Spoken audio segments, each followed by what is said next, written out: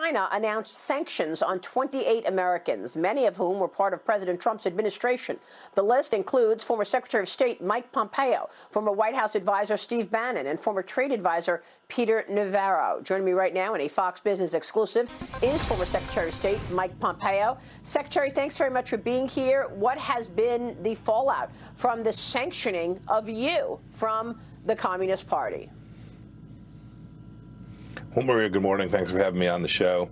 The sanctioning that took place was intended to do a single thing. It was to send a message to the next administration, the Biden administration, that says, if you're serious about protecting America, American sovereignty, American jobs, American wealth, all the things that matter most to the people that are listening to your show and watching, you will be punished. And so they were trying to send a message to the current Secretary of State, the National Security Advisor, saying, careful, don't do the right thing for America. Don't protect Americans. If you do, you will personally be punished. That was the message.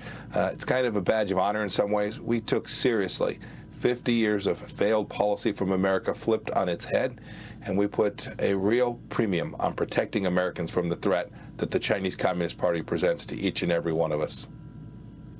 Yes, you did. And you were the first administration, the first Secretary of State to actually change the approach to China in this 40 years of engagement. Because ever since Nixon first went to China, we were under this impression that China was going to open its markets, that China was going to see democracy, see what's happening in Hong Kong, and say, okay, we'll move to the middle. That is exactly the opposite what has actually taken place. And you and your colleagues in the Trump administration recognize that.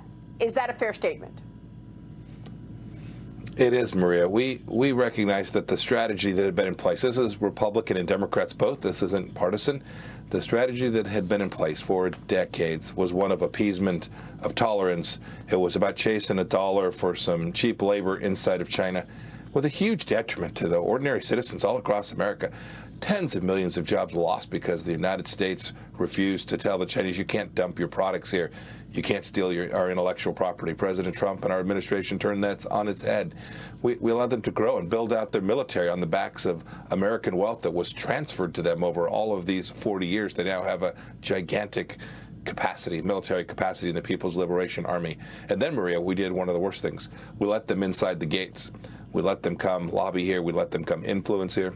We gave them the capacity to build out Chinese technology inside of our country so that they could spy on us here in the United States of America. These were things that the American leadership failed the American people on for decades and decades, and our administration flipped it on its head. We've turned the tide all across the world. There's still more work to do, but I'm very confident that the American people's voices will be heard. Well, that's the most important thing, that the American people have understood. Eyes have been opened. Even corporate America, in some corners of corporate America, have figured out that you were right to do this pushback that you've been doing.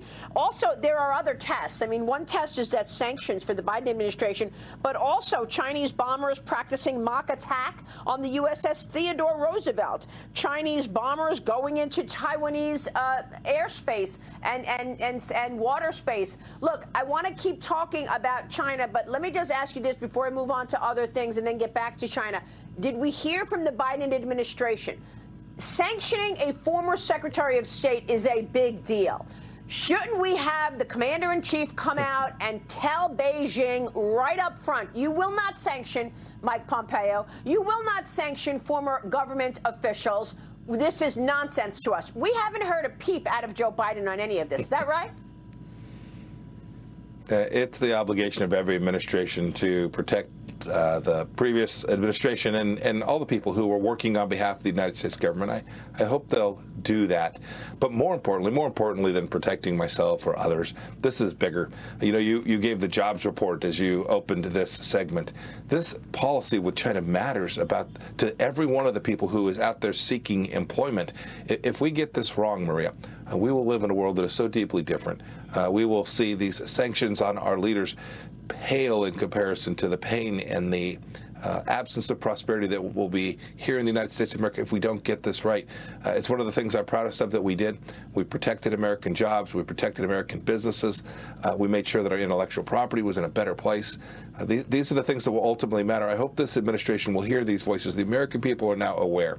What happened in COVID didn't have to happen. All the millions of jobs that were lost as a result of the Wuhan virus didn't have to happen. But the Chinese Communist Party acted in a way that created enormous risk, hundreds of thousands of lives lost here in the United States, and billions of dollars in personal income for ordinary people all across America. Those are the things I really hope the administration will focus on.